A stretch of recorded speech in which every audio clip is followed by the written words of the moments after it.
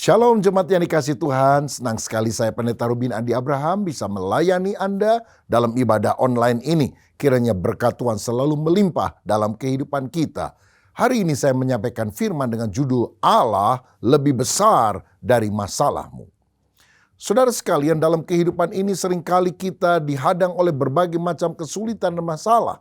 Dan acap kali kita merasa terpuruk karena ketika kita mengandalkan kekuatan diri kita untuk mengatasi masalah itu, kita merasa tidak mampu, tidak sanggup karena kekuatan kita sangat terbatas. Tetapi ketika kita mengandalkan orang lain, manusia, kita bisa kecewa. Ada seorang yang punya kerabat seorang pejabat, satu kali pejabat itu bilang, kalau kamu lagi ada masalah, lagi susah, kasih tahu saya, kasih tahu saya.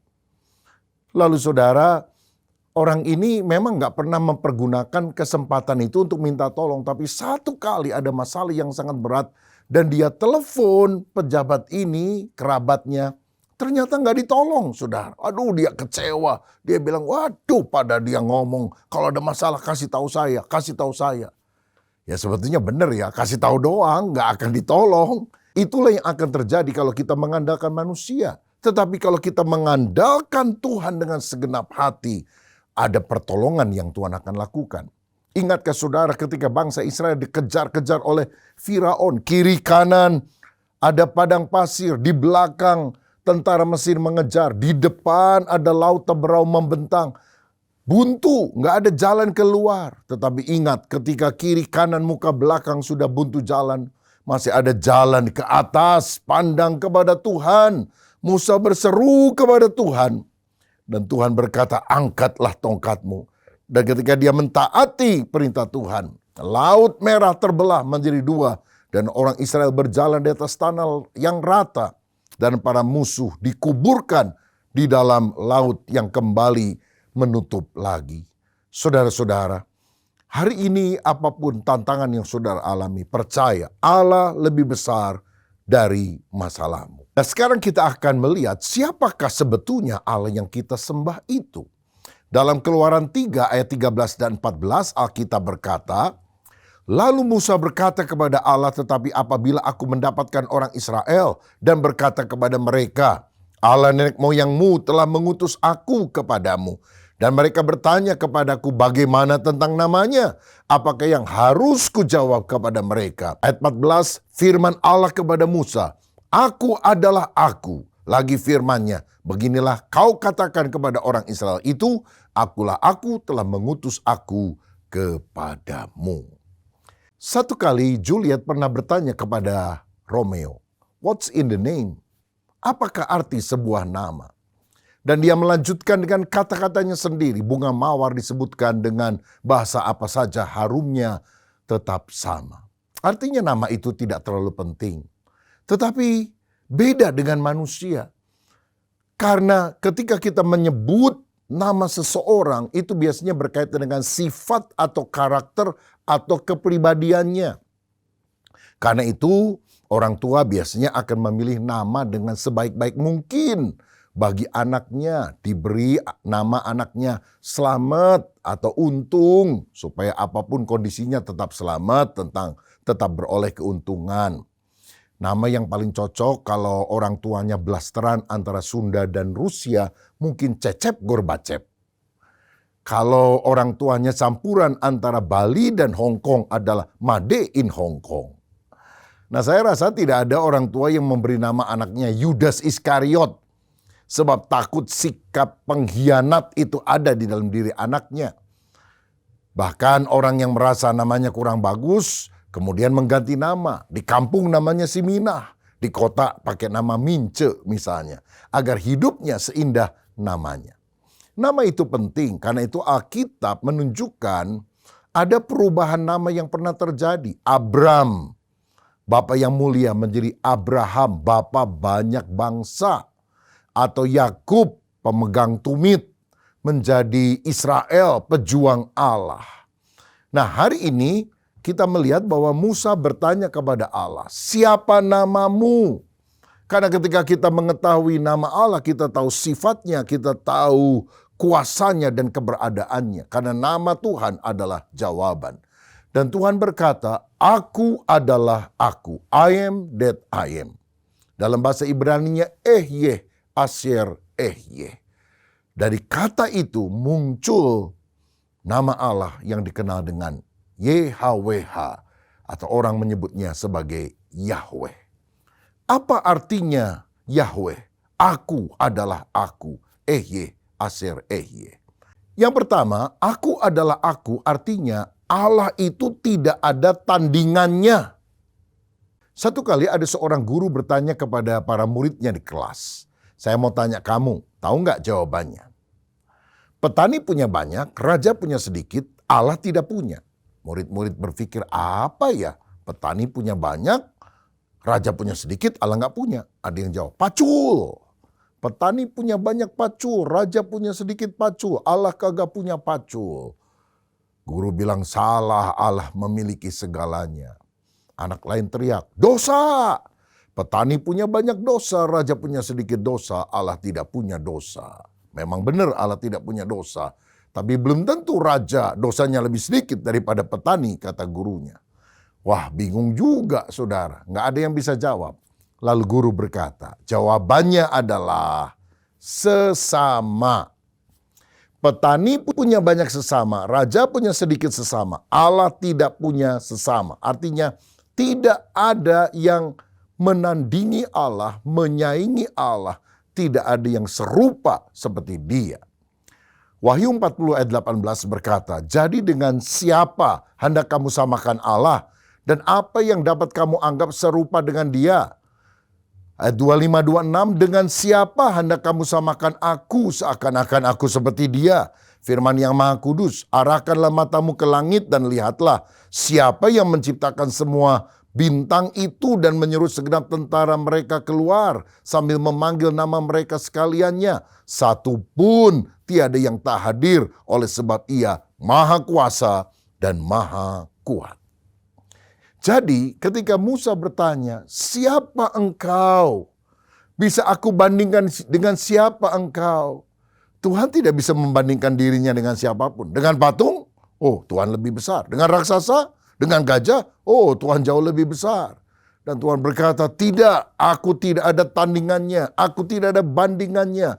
Tidak ada yang sama atau serupa dengan aku. Makanya dia berkata, aku adalah aku. I am that I am. Dalam Ulangan 10 ayat 17 dikatakan, sebab Tuhan Allah mula, Allah segala Allah, dan Tuhan segala Tuhan, Allah yang besar, yang kuat, dan dahsyat, yang tidak memandang bulu atau menerima suap. Nah, karena Allah itu begitu kuat, dahsyatnya, dan semua manusia itu adalah debu tanah di pemandangan matanya. Maka mari kita yang terbatas bergabung manunggal dengan Allah yang tanpa batas. Man's power sangat lemah, God's power tanpa batas. Saudara, dalam Roma 8 ayat 31 dikatakan, sebab itu apakah yang akan kita katakan tentang semuanya itu? Jika Allah di pihak kita, siapakah yang akan melawan kita? Bahkan Mazmur 108 ayat 14 berkata, dengan Allah akan kita lakukan perbuatan-perbuatan gagah perkasa, sebab Ia sendiri akan menginjak-injak para lawan kita. Satu kali ada seekor tikus kecil hendak menyeberangi jembatan. Tapi jembatan itu jembatan kayu yang ada satu kayu bolong di tengah, kayu lagi, bolong lagi, ada kayu. Waduh, tikus itu ketakutan. Jangan-jangan waktu dia jalan, dia bisa jatuh ke dalam lubang itu dan mati di bawah. Tiba-tiba ada seekor gajah yang mau lewat jembatan tersebut, saudara-saudara. Dan ketika gajah itu lewat jembatan, tikus lompat ke atas pundak daripada gajah tersebut. Lalu mereka naik ke jembatan kayu dan jembatan itu bergoyang-goyang hebat. Tapi jembatan itu tidak roboh karena talinya cukup kuat. Dan akhirnya gajah dan tikus yang ada di pundaknya itu bisa sampai ke seberang. Dan ketika sudah tiba di seberang, tikus melompat dari pundak gajah dan dia berkata, gajah, hebat ya kita. Gajah berkata, ada apa dengan kita? Kita menggoyangkan jembatan itu. Saudara-saudara, pada yang menggoyangkan jembatan cuma gajah doang. Tapi karena tikusnya nempel, nemplok, nebeng di badannya gajah, maka dia bisa berkata, kita menggoyangkan jembatan itu. Padahal kalau sendirian, tikusnya goyang-goyang karena dia ketakutan melewati jembatan itu. Begitu juga kita yang terbatas ketika kita manunggal dengan Allah. Dengan Allah kita akan melakukan perbuatan gagah perkasa. Allah itu tiada tandingnya. Setan manapun tidak ada yang bisa mengatasi kuasa Allah. Saya pernah ingat sebuah kisah, ada seorang penginjil yang pergi ke pedalaman Kalimantan, melayani orang di sana, memberitakan Injil. Satu kali waktu dia bangun tidur, dia buka jendela dari rumah orang di mana tempat dia nginep, dia kaget karena ada nenek tua yang bisa naik pohon kelapa. Lalu petik buahnya, turun kembali, naik lagi, petik lagi, turun lagi. Wih, luar biasa, kok kayak monyet ini ya. Padahal itu nenek sudah tua. Tiba-tiba dia ingat, aku pernah dengar orang di pedalaman Kalimantan banyak yang punya ilmu magic. Lalu kemudian dia pikir, jangan-jangan si nenek ini punya ilmu magic. Kok bisa naik turun pohon kelapa seperti monyet ya? Langsung dia keluar dari rumah tersebut. Dan waktu si nenek lagi di atas, dia hardik itu. Dan dia bilang, dalam nama Yesus, kuasa setan keluar. Saudara-saudara, waktu diusir itu kuasa setan, si nenek yang masih di atas teriak-teriak ketakutan, panggil cucunya. Cucu, tolong turunkan, nenek takut, nenek takut. Setengah mati cucunya menurunkan. Nenek sampai ke bawah, dan di bawah si penginjil sudah siap menginjili supaya nenek ini bertobat dan percaya kepada Yesus. Saudara-saudara, kuasa Tuhan lebih besar dari kuasa setan. Dan ini penginjil iseng juga, saudara. Dia tidak usir itu setan waktu si nenek ada di bawah, tapi lagi ada di atas. Mungkin dia ingin tunjukkan kuasa Tuhan yang sangat luar biasa. 1 Yohanes 4 ayat 4 berkata, roh di dalam kita lebih besar dari roh yang ada di dalam dunia. God is greater than any problem you have. Allah lebih besar dari semua masalahmu. Karena itu andalkanlah Dia. Saya ingat ketika saya sedang membangun gedung gereja di Mekarwangi, Bandung yang kita beri nama Stairway from Heaven, tangga dari sorga. Itu sudah belasan tahun yang lampau. Nah, besoknya kita harus bayar kepada developer, tapi uangnya masih kurang 500 juta, saudara, waktu itu. Waduh, kita juga nggak punya duit. Bendara telepon sama saya, gimana Pak? Besok harus dibayar, tapi kurang 500 juta. Saya bilang, tanya dong sama ketua panitia. Dia telepon ketua panitia, nggak lama ketua panitianya telepon saya. Pak, bendahara telepon saya, kurang 500 juta, gimana ya? Lah tadi dia telepon saya suruh telepon Bapak, kok Bapak telepon saya. Ya udah kita doa saja, tapi pernahkah kita mengalami 1 bulan tidak bisa bayar? Ya sampai hari ini Yehova Jireh Allah sediakan.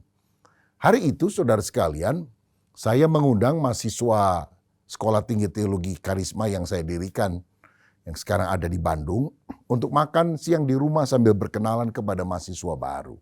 Ketika kita lagi ngobrol-ngobrol, bel dipencet, pembantu bilang, Pak ada orang mau ketemu minta didoakan.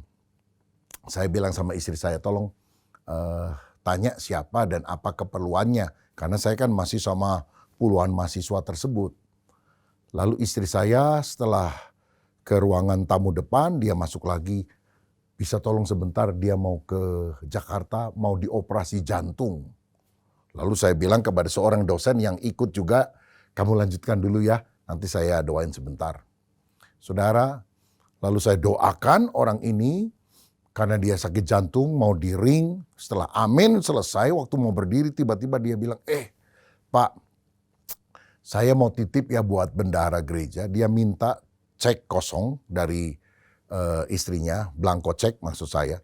Lalu dia isi, dan kemudian setelah diisi tanda tangan dia serahkan kepada saya. Pak, saya udah janji mau kasih untuk pembangunan. Tapi karena saya mau ke Jakarta nggak sempat saya berikan. Tolong titip ya Pak buat bendahara gereja. Saya bilang, aduh Bapak mau dioperasi.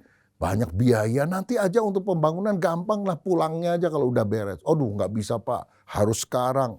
Saya juga masih takut-takut nih, sudah dioperasi masih hidup atau enggak nih. Nanti utang saya sama Tuhan. Wah percayalah Tuhan menyembuhkan, saya bilang.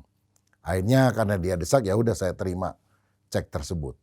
Dan waktu orangnya pulang, saya baca cek itu. Saudara tahu berapa jumlahnya? 500 juta rupiah.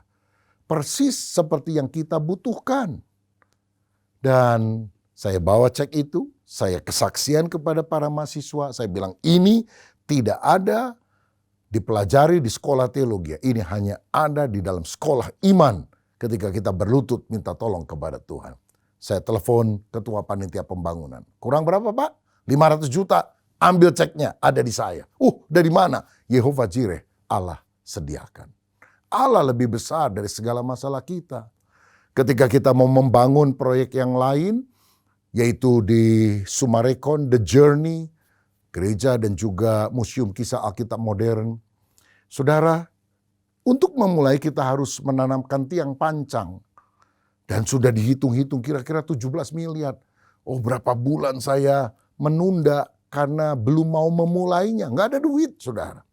Sampai satu kali, waktu saya doa, Tuhan memberikan petunjuk di dalam hati. Jalan. Duitnya dari mana Tuhan? Tapi kekuatan dari Tuhan itu ada di dalam hati saya. Saya bilang, jalan. Apa yang pertama kita harus bayar? Tiang pancang, 17 miliar. Belum ada duit. Tapi hari Minggunya setelah selesai ibadah, sepasang suami istri datang dan bertanya, Pak, jadi nggak untuk pembangunan? Saya bilang, jadi. Apa yang pertama akan dilakukan? Tiang pancang. Berapa nilainya? 17 miliar. Mereka saling berpandangan dan kemudian mereka bilang, beberapa waktu yang lalu kami berdoa. Dan saya serta istri punya impresi yang sama. Apapun yang gereja lakukan pertama kali untuk pembangunan ini, kami yang harus melunasinya. Jadi tolong Pak, tiang pancang, jangan biarkan ada orang lain yang bayar, biar kami saja yang bayar. Haleluya, Tuhan menyediakan tepat sesuai dengan kebutuhan kita. Dan semuanya bisa lunas pada waktunya. Saudara, andalkan Tuhan, percayakan hidup kepadanya. Terkutuklah orang yang mengandalkan manusia, tapi diberkatilah orang yang mengandalkan Allah. Makanya kita harus mengalami kebesaran Tuhan. Bukan cuma dengar dari katanya orang. Katanya Tuhan hebat, katanya Tuhan menyembuhkan, katanya Tuhan memberkati. Nyatanya, faktanya, saya belum ngalami. Ini kan seperti pengamen cilik yang nyanyi di pinggir jalan. Bintang kecil katanya di langit yang biru katanya. Amat banyak katanya menghias angkasa katanya. Loh kenapa dia selalu tambah dengan katanya? Karena ternyata dia buta. Bintang kecil atau besar dia nggak pernah lihat katanya. Di langit yang biru. Apa di langit biru, langit gelap dia juga nggak pernah lihat. Banyak orang Kristen katanya. Tapi Tuhan ingin kita mengalami faktanya, nyatanya Tuhan itu hidup. Itulah sebabnya Amsal 3 ayat 5 berkata, percayalah kepada Tuhan dengan segenap hatimu dan jangan bersandar kepada pengertianmu sendiri. Tahukah saudara, dosa yang terbesar adalah dosa tidak percaya kepada Allah. Mengapa kita bisa percaya kepada manusia tapi tidak percaya kepada Allah? Kalau saudara sakit, saudara pergi ke seorang dokter, saudara cuma lihat pelang namanya, dokter pribadi. Pada kepribadiannya juga kita nggak pernah kenal. Kita mau aja disuntik, kita mau aja dikasih obat. Bahkan kalau perlu kita ke rumah sakit dibius. Gimana waktu kita dibius nggak sadar? Dia bukan pakai pisau bedah, pakai pisau dapur, saudara-saudara. Nah, tapi kita percaya betul kepada dokter. Kenapa kepada Yesus, dokter di atas segala dokter, kita nggak percaya? Saudara, kalau dokter bilang, kamu sakit, langsung stres. Pada Alkitab berkata, oleh bilur Yesus, kamu sudah sembuh. Mengapa kita tidak percaya perkataan firman? Saya mau bilang, diagnosa dokter adalah kenyataan. Tapi firman Tuhan adalah kebenaran. Dan kebenaran lebih tinggi daripada kenyataan. Dan kalau kita memperkatakan kebenaran, kita akan mengalami mujizat Tuhan dalam kehidupan. Jadi aku adalah aku, artinya aku adalah Allah yang tiada tandingannya. Yang kedua, aku adalah aku, artinya aku adalah Allah yang berdaulat. Allah itu berdaulat.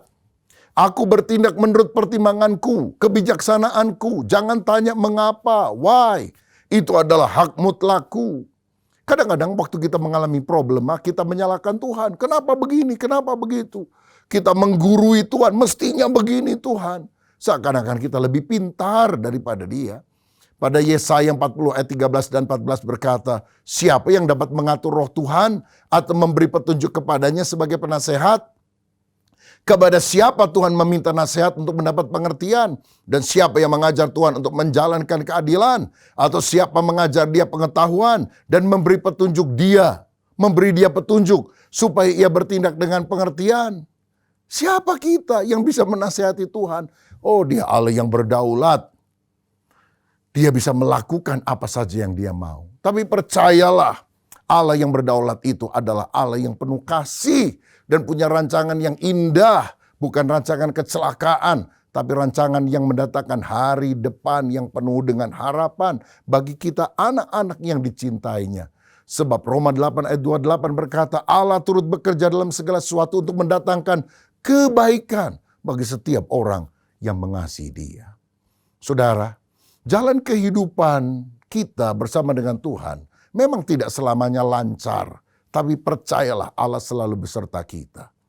Kalau orang mau membuat sebuah sulaman pemandangan yang indah, ada sungai, ada gunung, ada rumah, ada orang, maka dia perlu pakai benang berwarna cerah, merah, kuning, biru muda. Tapi dia juga perlu menggunakan benang yang warnanya gelap seperti hitam, coklat tua. Nah, ketika Tuhan menyulamkan jalan kehidupan yang berwarna gelap, jangan engkau mengeluh kepada Tuhan. Kenapa Tuhan yang gelap ini terjadi dalam kehidupanku? Percayalah, Sang Prajut Agung belum selesai mengerjakan kita. Kalau Dia selesai, wah, kita akan lihat bentukan sulaman pemandangan yang sangat indah. Tuhan lebih pintar dari kita. Saya ingat satu kali ada tanah dan rumah di samping belakang gereja mau dijual. Oh, saya pikir saya mau beli dan saya minta pengurus untuk mengurusnya. Harganya sudah hampir dekat. Tapi kemudian pemilik berkata, biar saya runding karena kami 3 bersaudara. 3 minggu gak ada kabar. Saya tanya kepada pengurus, gimana? Sudah deal? Dia bilang, belum Pak, masih nunggu kabar. Udah 3 minggu. Oh, tanya lagi dong. Jangan sampai dia jual sama orang lain. Ketika besoknya ditanyain, bener loh saudara. Udah dijual sama orang lain. Harganya lebih murah dari harga yang kita tawar malah. Aduh, kita nyesel sekali. Saya hampir 3 malam gak bisa tidur nyenyak. Aduh, gelisah begitu. Sampai istri saya tanya, kenapa?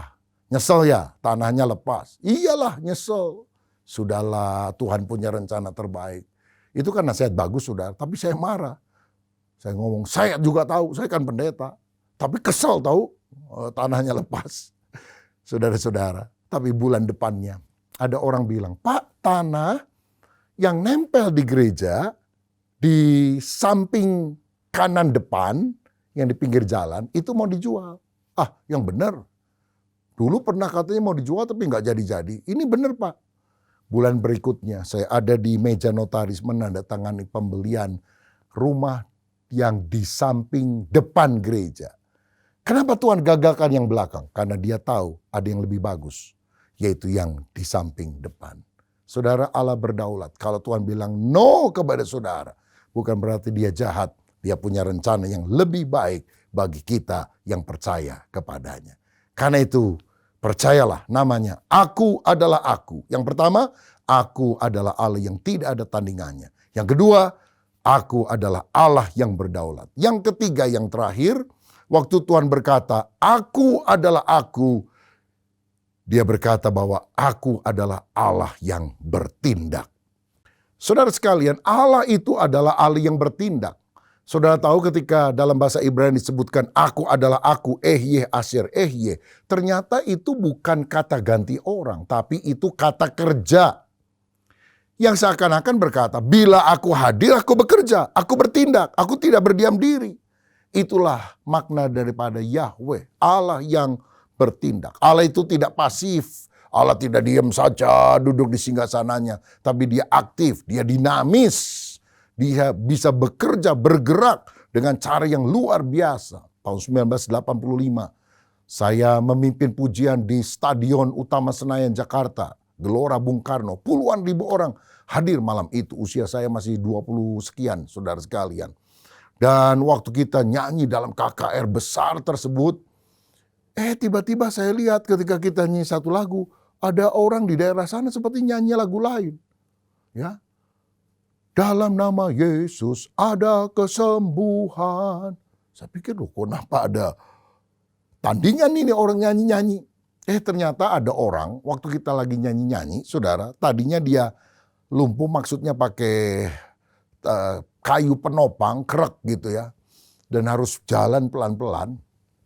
Tiba-tiba waktu kita nyanyi, dia lempar tongkatnya. Dia jalan, bahkan dia lari-lari kecil. Jadi orang menyemangatinya dengan kalimat, dalam nama Yesus ada kesembuhan.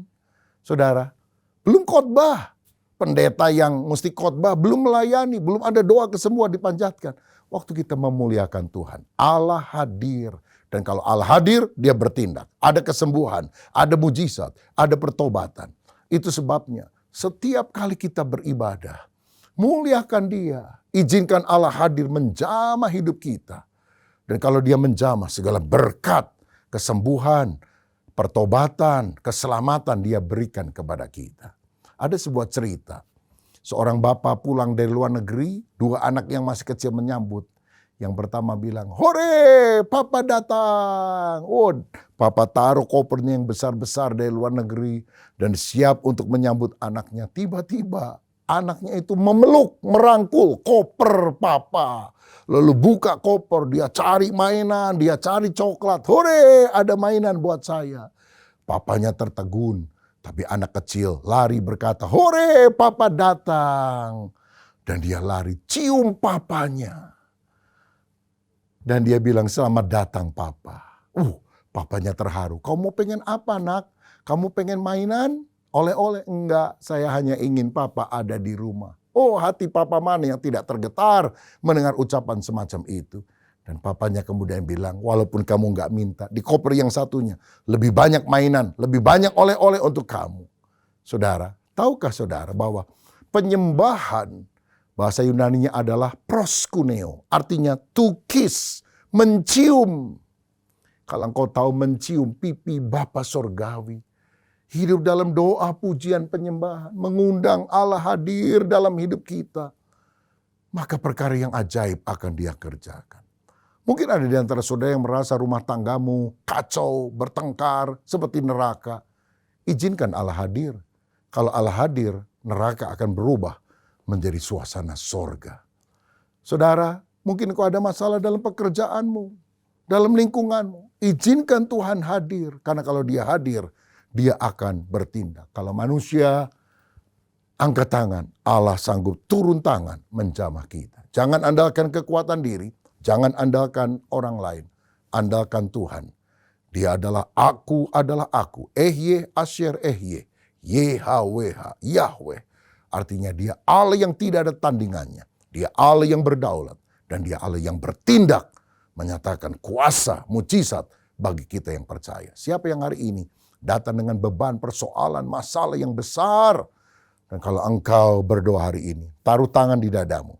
Apapun penyakitmu, masalah keluarga, masalah pekerjaan, masalah ekonomi. Percaya Allah yang besar sanggup memberikan kemenangan.